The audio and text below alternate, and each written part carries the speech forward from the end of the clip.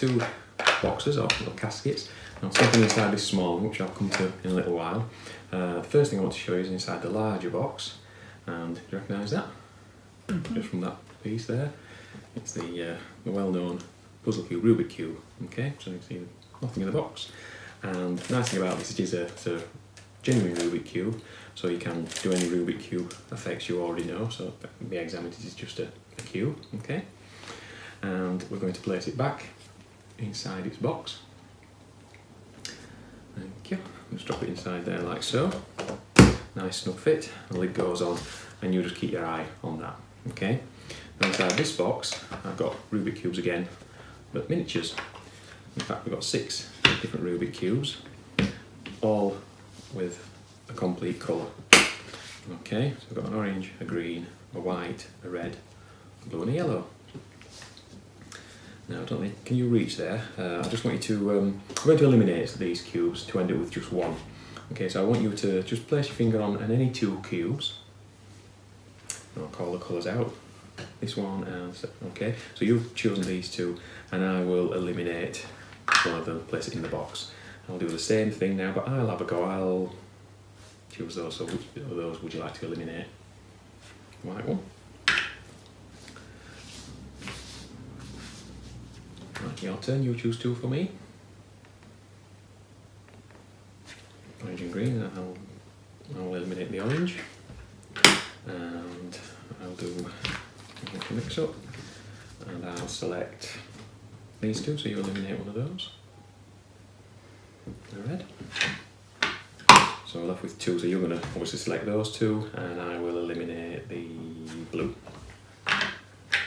So out of all 6 cubes, we're left with the green. Yeah. Not your favourite colour, is it? Anyway, that's what we're left with. That's what we're left with. And you get your eye on this cube. Yeah.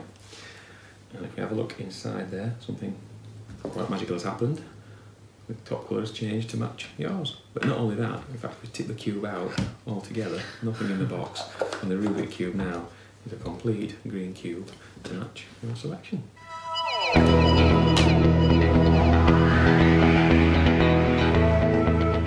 Here's a neat little pocket trick, suitable for all ages.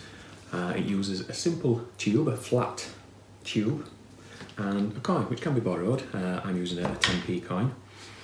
And hopefully you'll be able to see that there's a slot running all the way through the tube. And if you take a coin, which you can see just fits inside the slot, when you tilt the tube, the coin falls all the way through, as you would expect. We'll very, very cleanly show the coin passing all the way through from every angle. Drop the coin in the top, and it falls out the bottom. Now again, I don't know how clear this will show, but there is a hole running all the way through the middle section of the tube, and that conveniently have plastic bar which you will stick all the way through the hole. Hopefully you can see that intersects the tube right in the middle. So we would expect now that the spike or the rod will block the tube and stop the coin passing all the way through. But curiously, if you drop the coin in the top, it penetrates all the way through the bar and falls out the bottom as if it wasn't there at all, passing through like a phantom through a wall, all the way through and out the bottom. You can show it all the way around. Now you can hand out the tube, the spike, the coin which is borrowed, and everything out for the spectator. They can try themselves, and it won't work for them. So that's a really neat little pocket trick.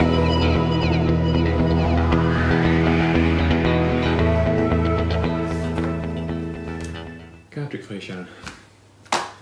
So, what we're going to use first of all, we're going to pop them to one side, the 4 tens, clubs, hearts, spades and diamonds. We'll come to those in a little while, you don't need to worry too much about that. So I'm going to have you select a card.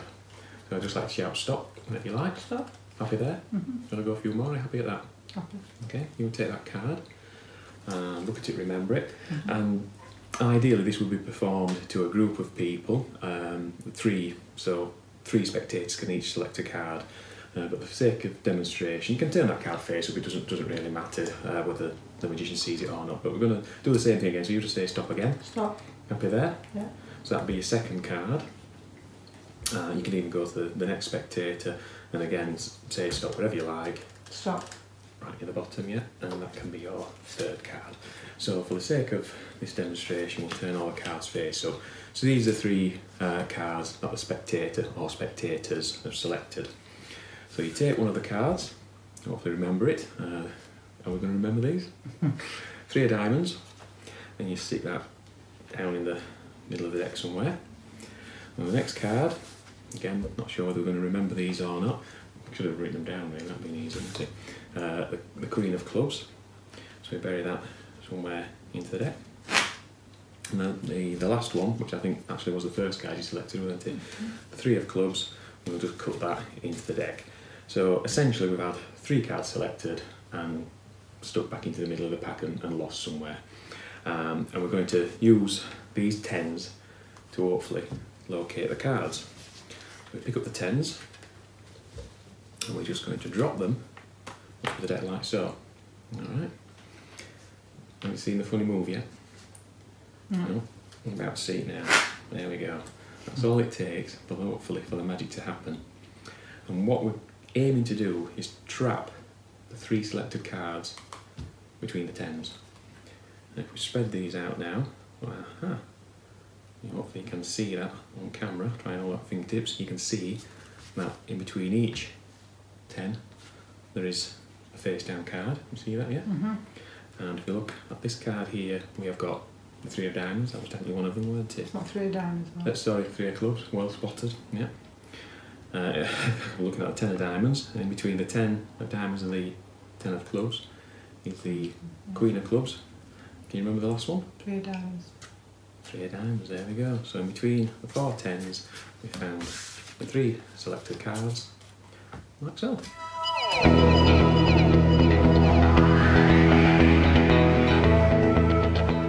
Now here's something really special, one of the latest items from Magic Wagon. This is the apparatus, and it consists of a tube, which you can see completely empty, and the main altar part of the apparatus, which has also got a tube with a window cut out front and back, and inside there is a solid block with a jewel embedded in the centre and a hole running all the way through it, which shows up on camera. We'll drop the block into the base of the inner tube and then cover it over with the second outer tube, and in the sides of that tube you can see there's a slot running all the way through. Now if we take a solid brass spike, pass it all the way through the top of the tube like so, without any funny moves, just a quick snap of the fingers. When you lift the tube off now, which again is completely empty, but the cube has magically penetrated itself onto the rod, and you can see it clearly on there, and that's the diamond block mystery.